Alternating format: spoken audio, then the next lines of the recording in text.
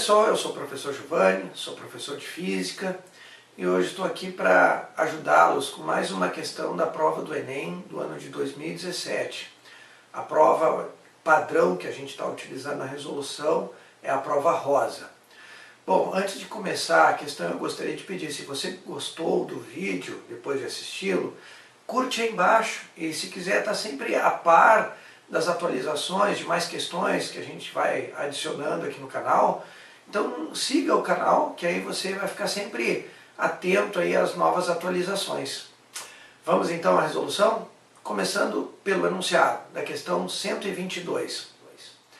O brinquedo pula-pula, ou cama elástica, é composto por uma lona circular, flexível, horizontal, presa por molas à sua borda.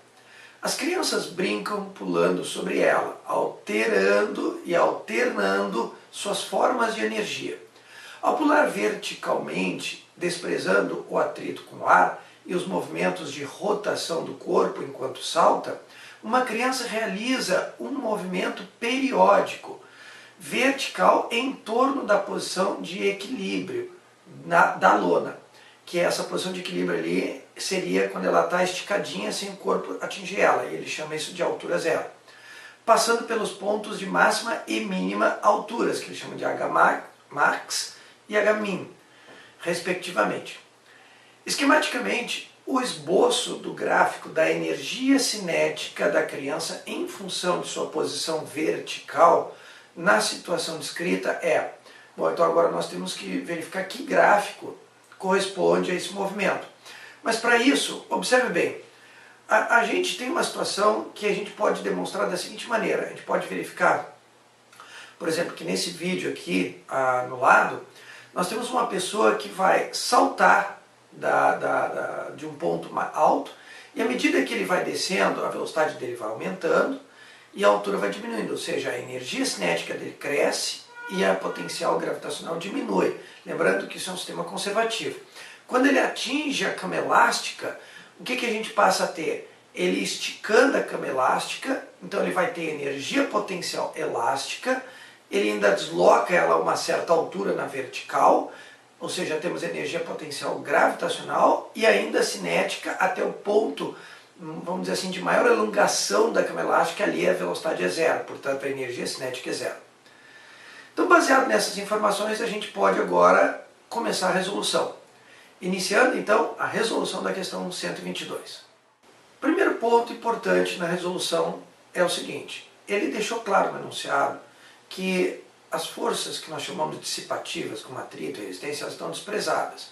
Então, no sistema mecânico, que tem a sua energia, no caso mecânica, definido como cinética mais a potencial, essa energia, por ser um sistema conservativo, não muda, ela é constante. Então todo o sistema mecânico, onde não atuam essas forças, essa energia ela não varia, portanto ela é um parâmetro fixo.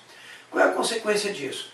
A gente pode agora isolar a energia cinética, passando a energia potencial gravitacional para o outro lado. E aí a consequência que nós temos é a seguinte, nós vamos ficar com a energia cinética igual a energia mecânica menos a energia potencial gravitacional. Mas a gente precisa de uma relação matemática que tem energia cinética e altura. Então a gente pode abrir a energia potencial gravitacional em mgh. E aí nós vamos ter a seguinte expressão, energia cinética igual a energia mecânica, que de novo, isso é um parâmetro fixo, uma constante, nesse sistema, menos mgh. E agora olhando para essa equação, a gente pode avaliar como é que tem que ser o aspecto do gráfico durante a queda da pessoa sem tocar na cama elástica. Se apenas a queda. Primeiro ponto, a gente observa que é uma função de primeiro grau. Por quê? Porque nós temos ali o h com expoente 1. Tá? Então minha função é uma função de primeiro grau, o gráfico tem que ser uma reta. Segundo ponto, a gente observa o sinal na frente da letra M. Aquele sinal ali é do coeficiente angular, indicando que eu tenho um coeficiente angular negativo, eu teria uma reta com declividade negativa, ou seja, será basicamente o gráfico dessa forma como está aparecendo aqui do lado. Tá? Esse é o aspecto de parte do gráfico, tá? Que é quando o cara está caindo e não atingiu a cama elástica.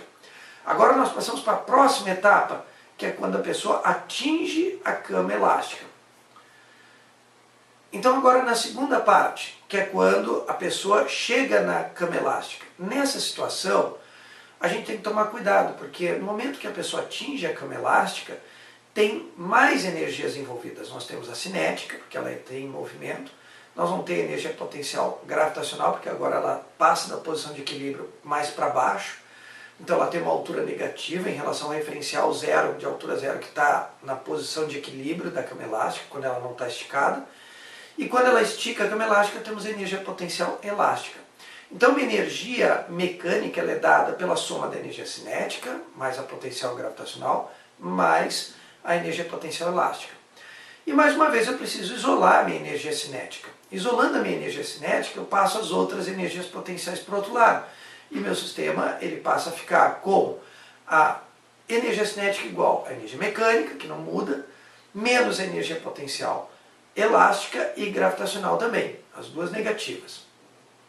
Bom, agora a gente pode abrir essas duas energias, a potencial gravitacional em mgh e elástica em kx² sobre 2.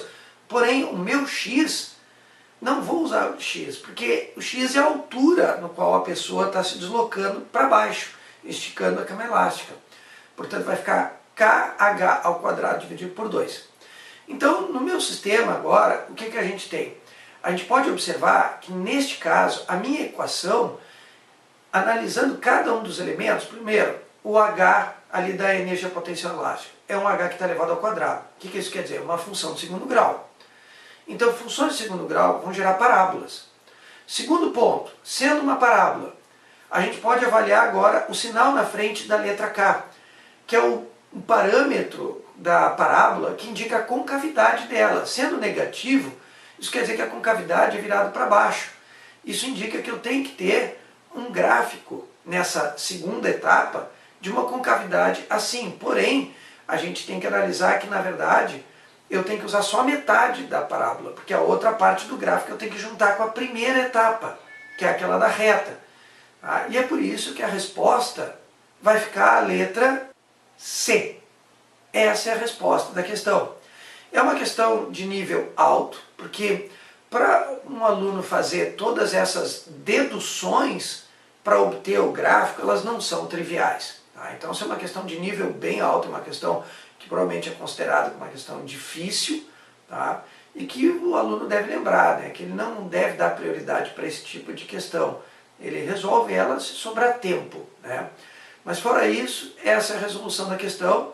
Espero que vocês tenham gostado e compreendido bem a questão, baseado em cima da análise das funções que nós temos das duas etapas do problema.